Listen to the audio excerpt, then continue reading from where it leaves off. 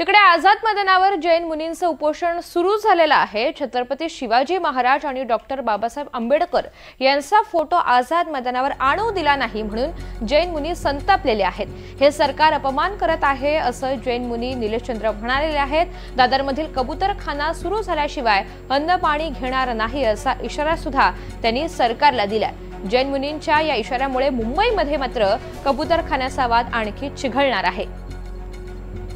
तर या उपोषणाला सुरुवात झालेली आहे। मात्र छत्रपती शिवाजी महाराज आणि डॉक्टर बाबासाहेब आंबेडकर यांचा फोटो आझाद मैदानावर आणू दिला नाही म्हणून जैन मुनी चांगलेच संतापलेत। त्यांनी दुसरीकडे सरकारला सुद्धा इशारा दिलाय। तर या उपोषणाच्या संदर्भात मंत्री मंगलप्रभात लोढा यांनी प्रतिक्रिया व्यक्त केली आहे, पाहूया।